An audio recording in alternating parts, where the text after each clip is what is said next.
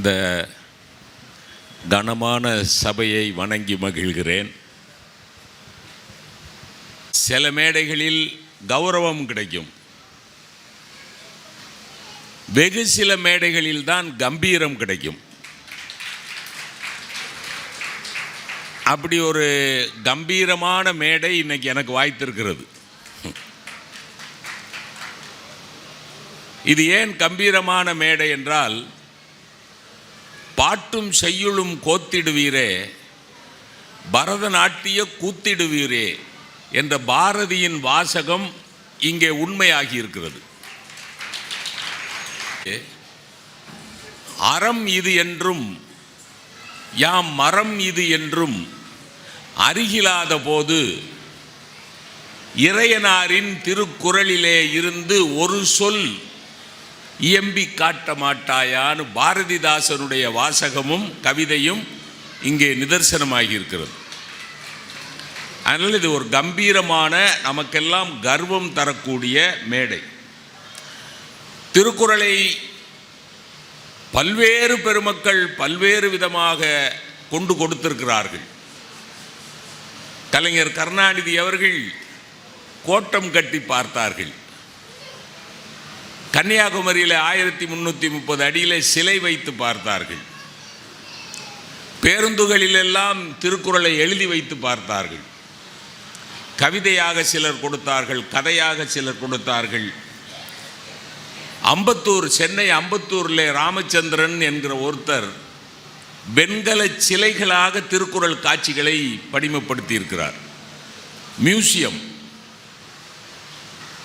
விஜயா என்கிற ஒரு அம்மா புதிய தலைமுறை என்கிற தொலைக்காட்சியிலே சைகை முறையிலே செய்தி வாசிக்கிறவர்.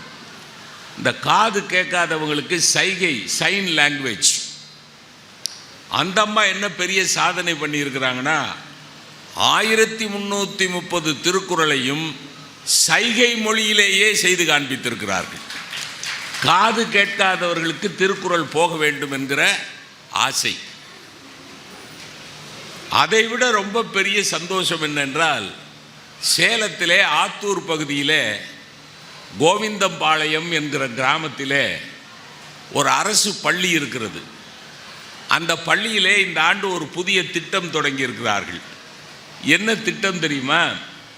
அந்த பள்ளியில் படிக்கிற பிள்ளைகள் திருக்குறளை ஒப்பித்தால் எத்தனை திருக்குறள் ஒப்பிக்கிறார்களோ அத்தனை திருக்குறளுக்கான பணம் அவர்களுடைய வங்கி கணக்கிலே போய் சேரும்.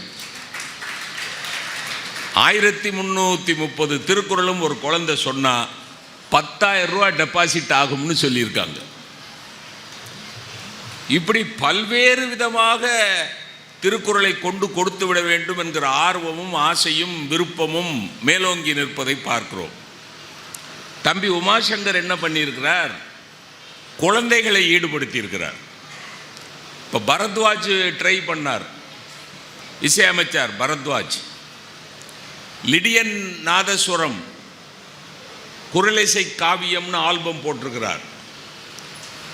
ஆனால் அந்த இசை ஆல்பத்தில் எல்லாம் திருக்குறள் இருக்கு, ஆனால் குழந்தைகளை ஈடுபடுத்தவில்லை. முதல் முறையாக ராஜபாளையத்தில் உமாசங்கர் குரலோடு குழந்தைகளை சேர்த்திருக்கிறார். அந்த குழந்தைகள் ஆடுனது, அந்த 3 சின்ன குட்டி குழந்தைங்க புகழ் அதிகாரத்தில் 10 குறள்னு சொன்னாங்க பாருங்க. சத்தியம் பண்ணி சொல்கிறேன், நான் கும்பிடுற குலதெய்வம் சாட்சியாக சொல்கிறேன், இப்போ யாராவது எந்திரிச்சு புகழ் அதிகாரத்தில் இருக்கிற 10 திருக்குறளும் நீ சொல்லு அப்படின்னு என்கிட்ட கேட்டிங்கன்னா நான் அசிங்கப்பட்டு போவேன். ஆனால் அந்த குழந்தைங்க, குட்டி குழந்தைங்க 10 குறளையும் எடுத்து சொன்னாங்கன்னா,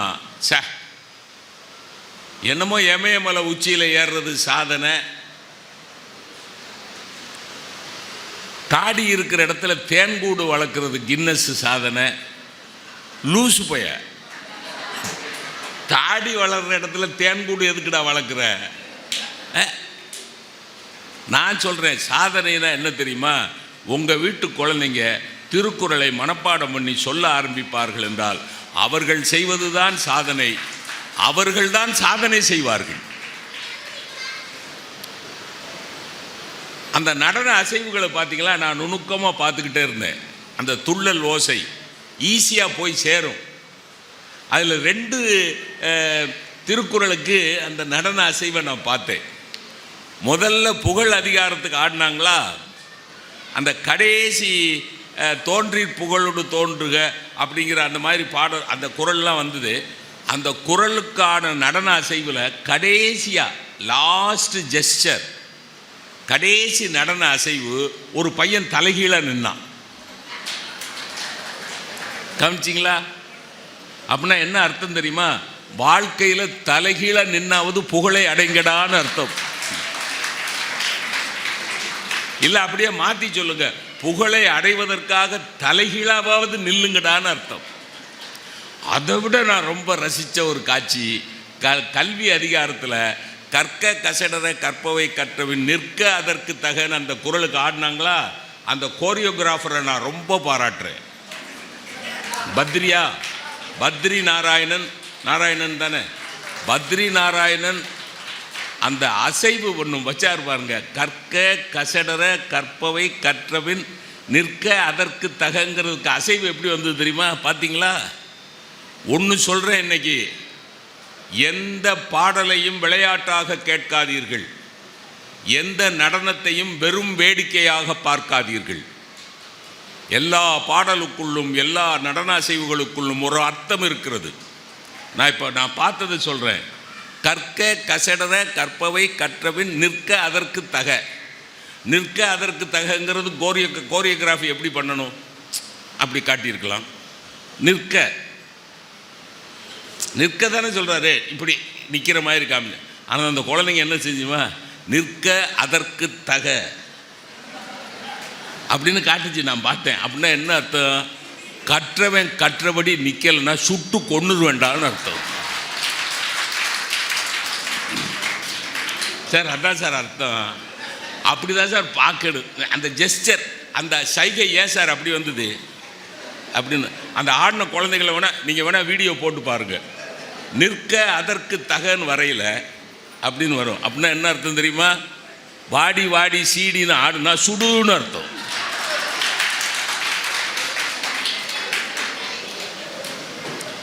எவனெல்லாம் கற்றுவிட்டு கற்றபடி நிற்கவில்லையோ அவனையெல்லாம் சுட்டு தள்ளுன்னு அர்த்தம்.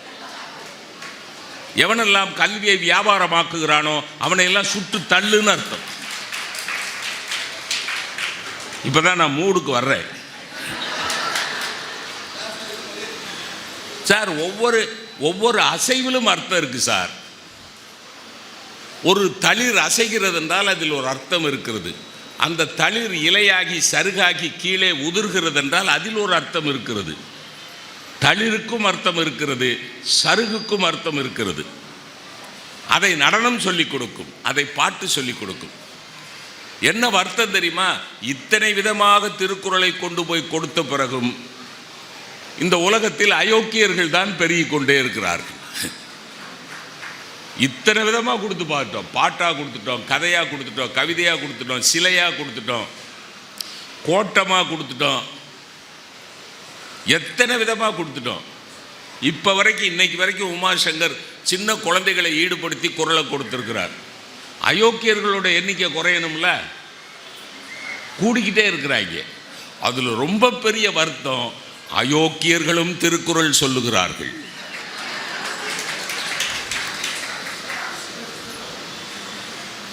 கொள்ளையடிக்கிறவன் நன்றே தரினும் நடுவுகந்தா மாக்கத்தை அன்றே ஒளிய விடல் என்கிற திருக்குறளை சொல்லுகிறான்.